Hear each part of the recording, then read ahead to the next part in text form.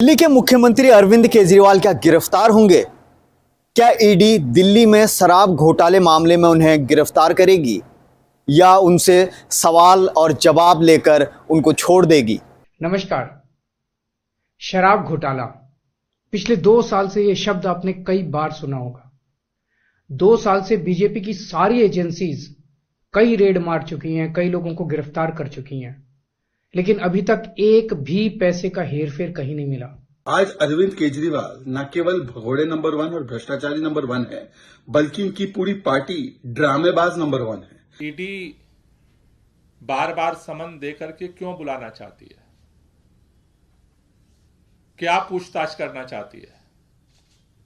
क्योंकि अरविंद केजरीवाल जी ना तो आरोपी हैं, ना गवाह हैं। आखिर अरविंद केजरीवाल समेत आम आदमी पार्टी को अरविंद केजरीवाल की गिरफ्तारी का डर क्यों सता रहा है? अगर भ्रष्टाचार वाकई हुआ है तो इतने करोड़ों रुपए गए कहां? क्या सारा पैसा हवा में गायब हो गया? सच्चाई यह है कि किसी तरह का कोई भ्रष्टाचार हुआ ही नहीं।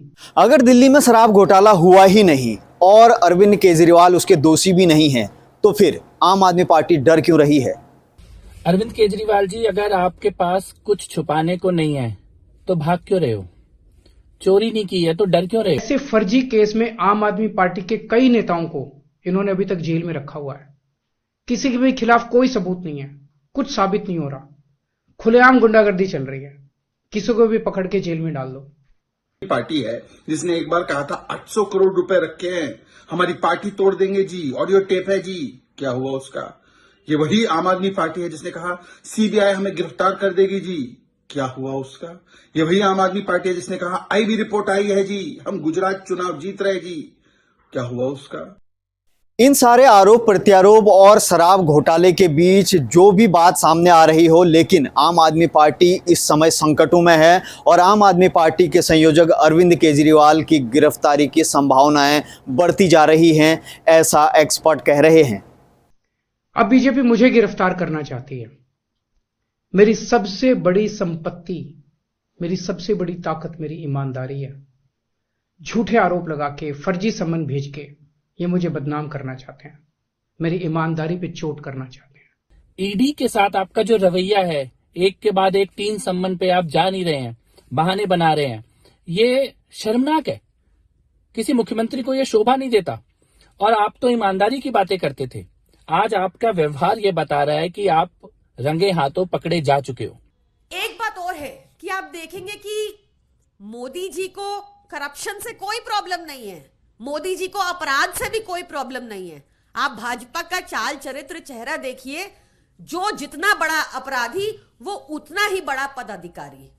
इस केस में 2 सालों से जांच चल रही है, 500 से अधिक विटनेसेस बुलाए जा चुके हैं, लेकिन 1 रुपए तक का सबूत नहीं मिला, 1 रुपए की रिकवरी नहीं हुई।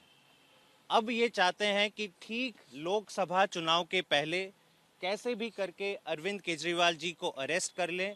इतना ही नहीं, इंडिया अलायंस के कई बड़े नेताओं पर ईडी की कार्यवाही चल रही है, उनको भी अरेस्ट कर ले, ताकि मोदी जी को विपक्ष का सामना ना करना पड़े।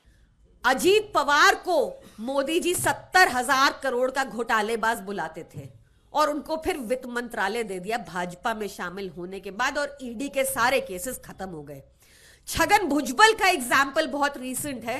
ईडी ने कोर्ट में कहा फाइलें खो गई और केस वापस ले लिया गया जब छगन भुजबल भाजपा में शामिल हो गए। शुभेंदु अधिकारी, हिमंत बिस्वा शर्मा, ये लिस्ट बहुत लंबी है और आप भी जानते हैं।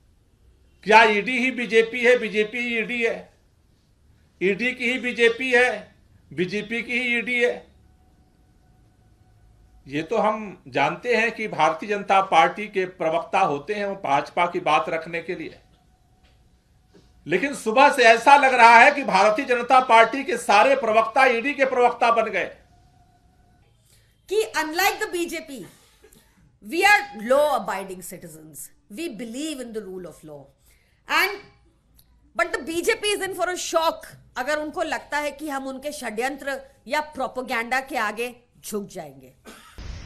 वो दिल्ली के अकेले ऐसे मुख्यमंत्री हैं जो भ्रष्टाचार में कीर्तिमान स्थापित कर रहे हैं। दिल्ली के मुख्यमंत्री और आम आदमी पार्टी के संयोजक अरविंद केजरीवाल की चौतरफा घेराबंदी एक बार फिर शुरू हो गई है। ईडी का कहना है कि वो अरविंद केजरीवाल को एक बार फिर से नोटिस भेजेगी और अरविंद केजरीवाल को ईडी का चौथा नोटिस होगा। अरविंद केजरीवाल को इससे पहले जो भी नोटिस मिले थे, अरविंद केजरीवाल ईडी के सामने गए नहीं, लेकिन केजरीवाल का आज एक बार फिर से उन्होंने एक बयान जारी किया और जिसमें उन्होंने बीजेपी और ईडी पर कई गंभीर आरोप लगाए हैं। ईडी द्वारा भेजे गए नोटिस और सवालों के जवाब में अरविंद केजरीवाल का कहना है कि ये जितने भी नोटिस भेजे गए हैं वो इलीगल हैं और केजरीवाल का ये भी कहना है कि उनकी टीम ने उनको बताया है कि ये सारे नोटिस गलत हैं। मेरे वकीलों ने मुझे बताया कि ये समन गैर कानूनी है। क्यों गैर कानूनी है, ये मैंने इनको विस्तार से लिख के भेजा है।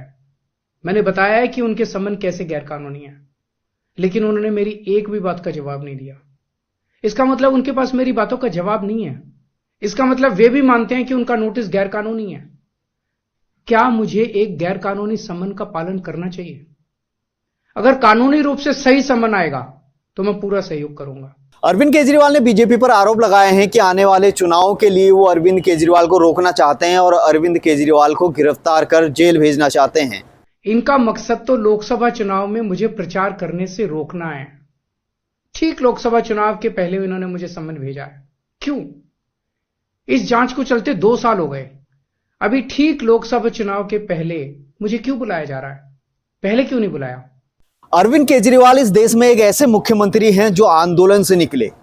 अरविंद केजरीवाल ने पूरे देश को इकट्ठा किया और उनसे पूछा, अब मैं राजनीति में जा रहा हूं और इस राजनीति के कीचड़, इस दलदल में उतरकर ही मैं इसको साफ करूंगा। लेकिन अरविंद केजरीवाल आज उसी दलदल में फंसे हुए नजर आ रहे हैं और केजरीवाल की सांसें भी अटकी हुई हैं। क्या राजनीति दलदल इतना खतरनाक होता है? अरविंद केजरीवाल को आज इसी राजनीति के दलदल में उतरकर ये महसूस हो रहा होगा कि कितना खतरनाक है ये राजनीतिक दलदल। जो यहाँ फंसता है उसका निकलना बहुत ही मुश्किल हो जाता है, भले ही वो इसको साफ करने आया हो या फिर इसमें घुलने आया हो। जर्नलिस्ट इंडिया की ये रिपोर्ट आपको कैसी लगी, आप कमेंट कर हमें बताएं और हम आगे भी ऐसी ही रिपोर्ट आपके लिए लेकर आएंगे। तब तक के लिए नमस्कार।